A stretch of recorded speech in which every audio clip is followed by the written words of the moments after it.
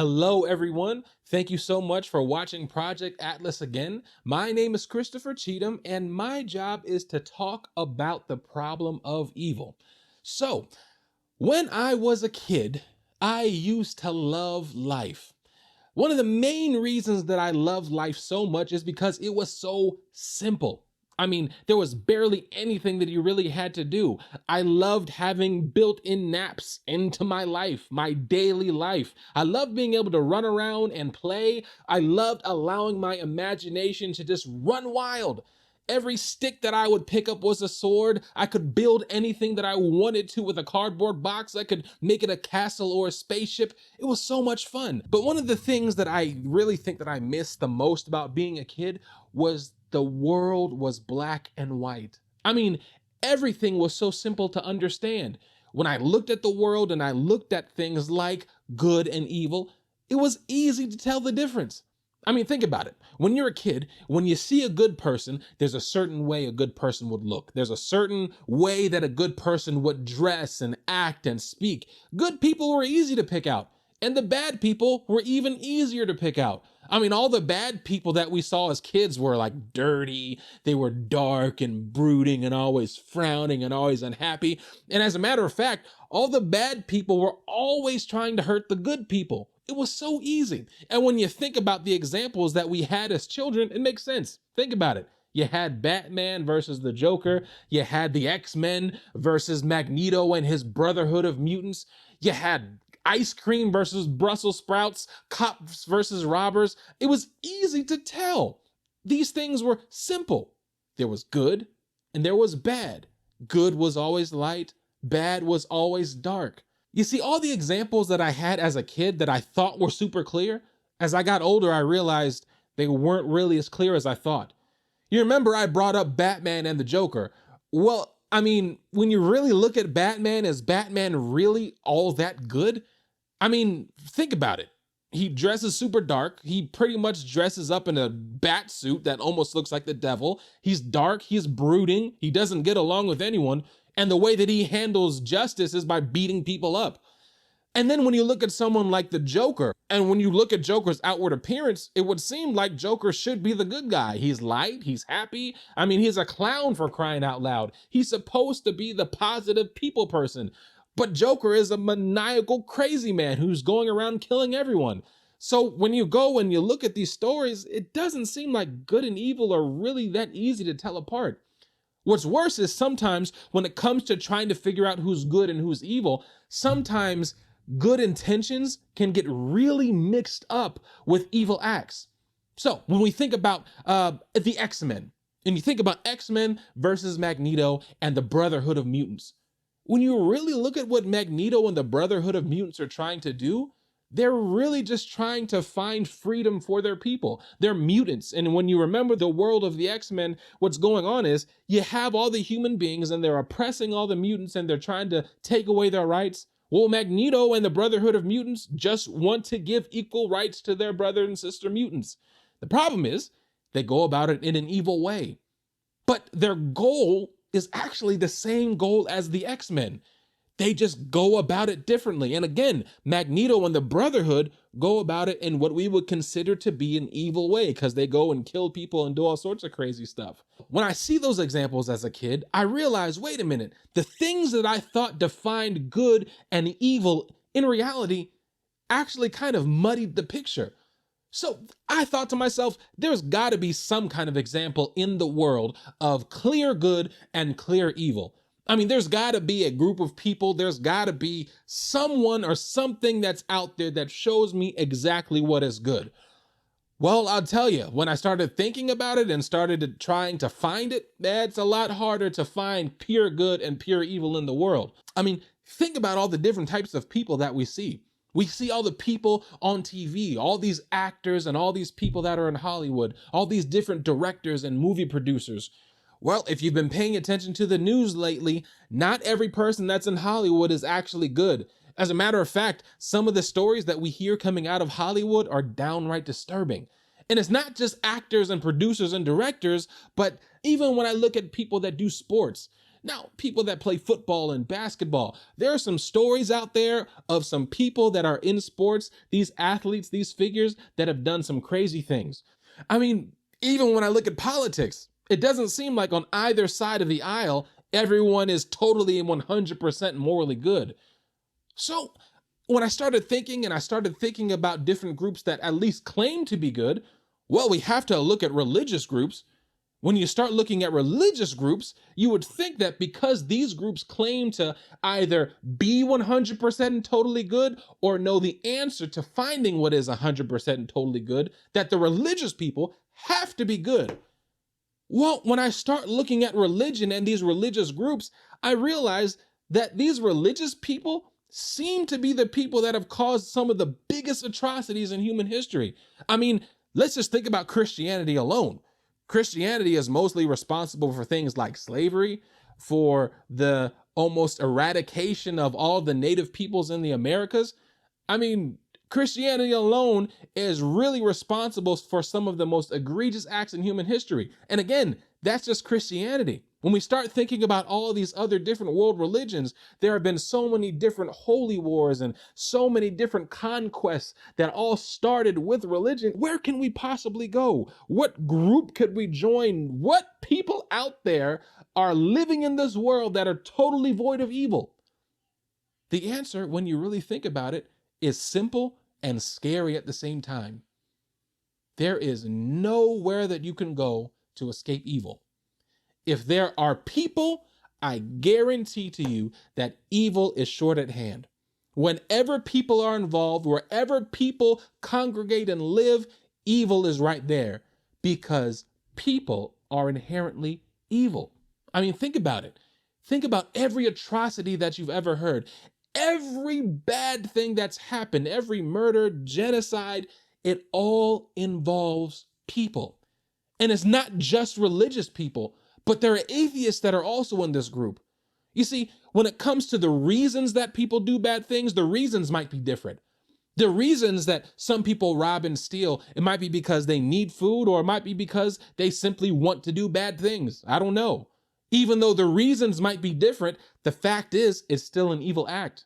When it comes to killing people, there are still various reasons as to why people kill. It could be because they want to take someone's land. It could be because they don't agree with someone's religious affiliation. It could be because they don't like the color of someone's skin. Regardless of the reason, the fact is, it is still evil. The problem of evil resides in the human heart. The thing is with evil, it's not even like it's super far away from me. Like all the super evil acts happen way far away in some other country or some other state that's super far. No, I see evil in my own life. Evil is all around me. But the problem is, when I really thought about it, evil isn't just around me, but evil is literally inside of me. Now, think about this with me for a second. You might not be a murderer. I know I'm not a murderer. But here's the thing.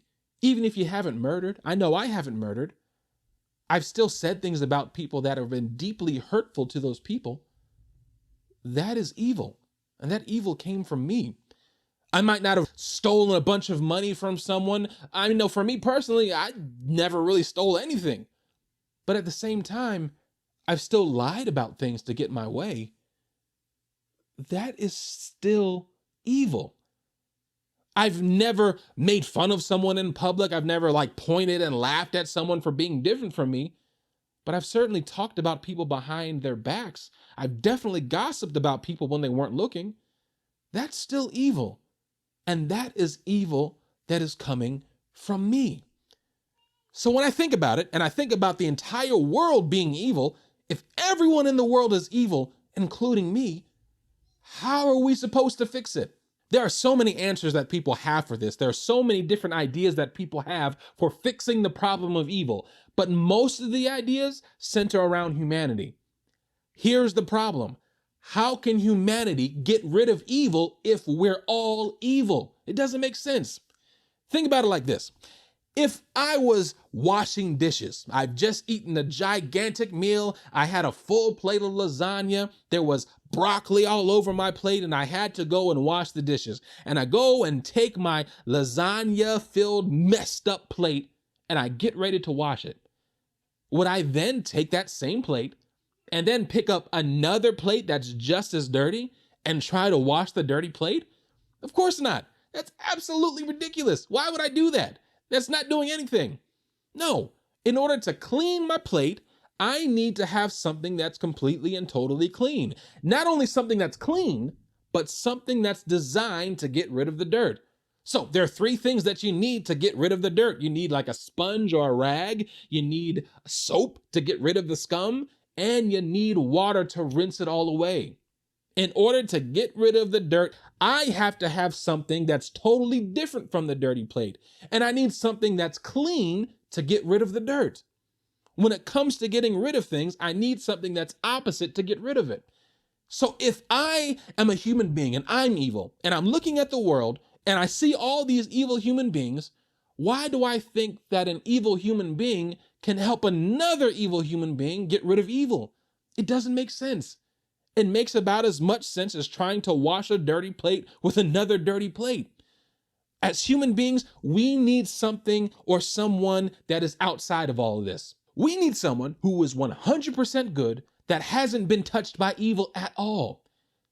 Now, there is only one being, one person that can lay claim to that, and that is God. More specifically, the only person that can actually lay claim to that is Jesus.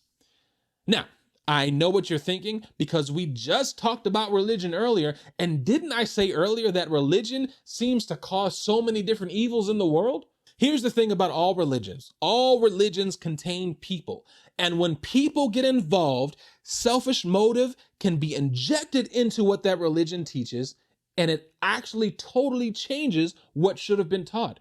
When we talk about Christianity, and of course, I'm a pastor, so I'm a Christian, people that have gotten involved in Christianity have twisted the Bible and twisted God's true message and have messed this entire thing up.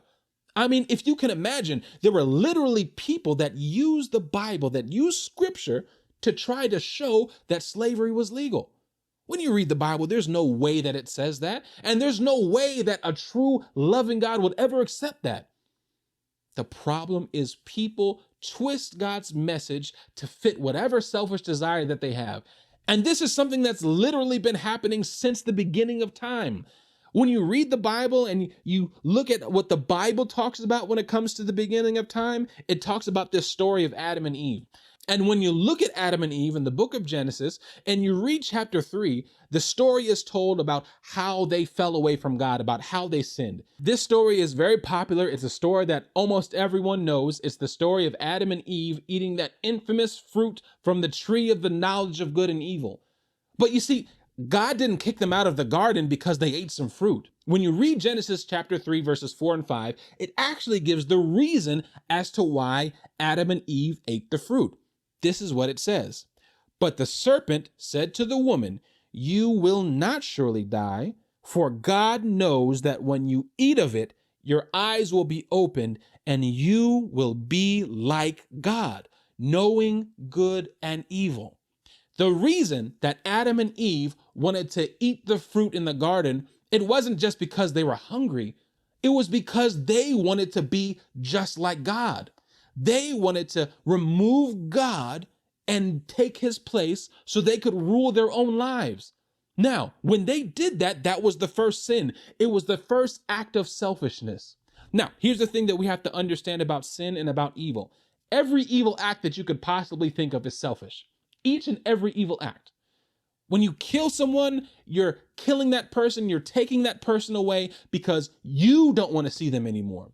When you go and steal and you're trying to get something, even if you're trying to get something because you're hungry, you're not considering that stealing from someone might actually be robbing that person of the opportunity to be able to make money and eat. It's a selfish act. It's something that pervades, again, each and every evil act that we do. The story of Adam and Eve, according to the Bible, was the first act of selfishness that we see. And somehow that selfishness got passed down from generation to generation, and humanity has been messed up ever since. Ever since that moment, humanity has been twisted, and we've always been trying to do things for ourselves. And for some strange reason, our hearts, our minds, we just want to do bad things. Literally, the only person that has lived on this earth since that time that didn't do anything wrong was Jesus. Now, I know the whole reason that we're doing this thing is to try to help you see and understand why we believe in Jesus. So here's why. One of the reasons that we believe in Jesus is because he was the one that was ultimately good. We've been talking about trying to go through this world, and we've been trying to find someone who was ultimately good. Well, I finally have someone who claims to have been ultimately good. And when I read the stories in the Bible and I read about the things that he did everything possible for everyone else. When I read the Bible and I read the stories, it says that Jesus literally gave his life for me. He literally died so that I could have a chance and do things better. I mean, think about it. That has got to be the ultimate act of selflessness around. Giving yourself up for someone, sacrificing yourself for someone. That's what Jesus did for us. So Jesus led this great life. He sacrificed himself and died for us and really showed us that, hey, there is someone out there that is good. There is someone out there that can come and clean up humanity. Now, of course, Jesus was able to lead a perfect life because he wasn't like the rest of us. I mean, we've been talking about superheroes. Jesus has got to be like the greatest superhero of all time. He was 100% human and 100% God. He's not like us. So we wouldn't necessarily be able to do what Jesus did and live a perfect life, but that's not why Jesus died for us. That's not why Jesus lived a perfect life. Jesus used a power from God to be able to get rid of the evil, to be able to resist temptation, to be able to resist the urge to do bad things. And Jesus, because of what he did, now has the ability to help us do the same thing. Remember, like I said, each and every one of us are actually evil. When you think about the things that you do, you think about the things that you've done, there is evil that is inside of you. There is evil literally in your heart. So, how do we get rid of it? Well, according to the Bible, Jesus, using God's power, can get rid of that evil for us. There's another verse in the Bible I'd like to read. It's Ezekiel Chapter 36, verse 26. And this is what it says. And I will give you a new heart, and a new spirit I will put within you. And I will remove the heart of stone from your flesh and give you a heart of flesh. God promises that through Jesus, through the things that he did, he can actually work and change our hearts. Now, look, I don't know how God does it. I don't know how he reaches in and changes your heart and starts turning you away from evil and towards doing good.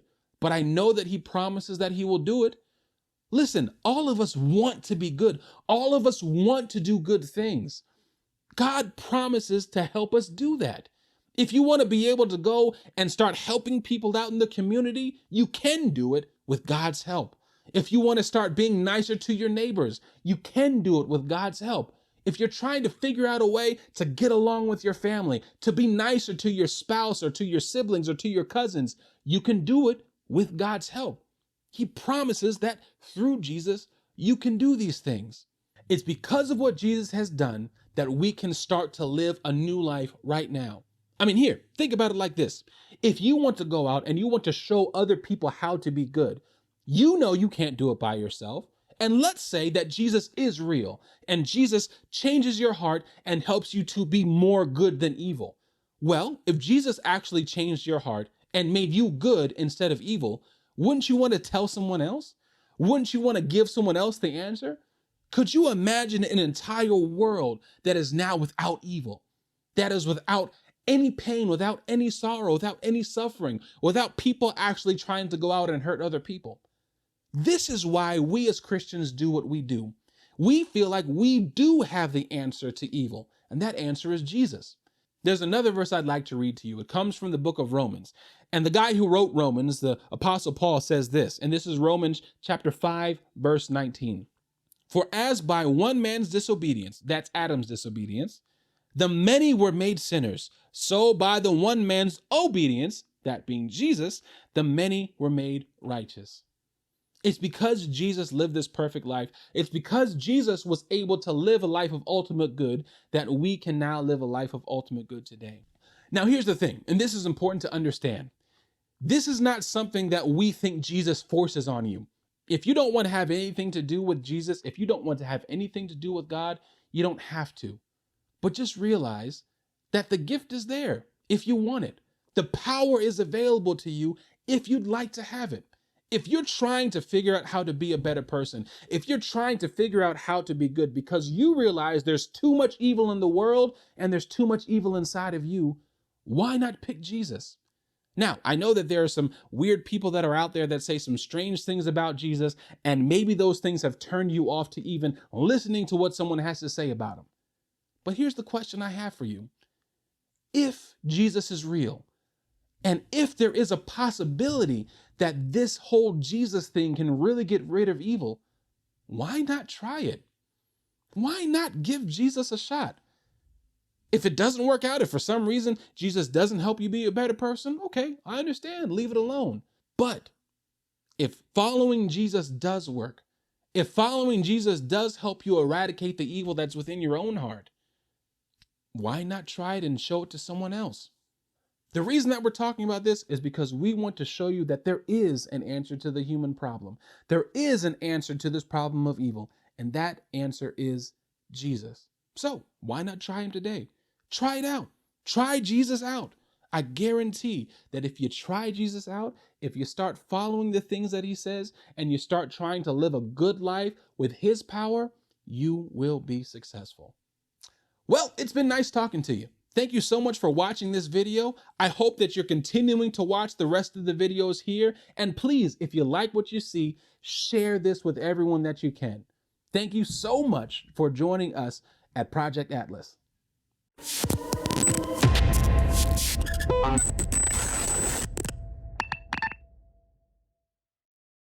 Thank you so much for joining us at Project Atlas and for watching my video. One of the great things that we're doing with Project Atlas is we want to make sure that you donate, not to us, not to Project Atlas. We're asking that you donate to charity. And the charity that I have chosen is the Jack and Jill Foundation. The Jack and Jill Foundation helps African American youths that are at risk. It helps them find better education, better health and wellness, and it does this by creating programs for their parents and programs for the children. So please donate at jackandjillfoundation.org. Thank you so much for joining us, and I hope you enjoy some of the other videos that we have for you right here on Project Atlas.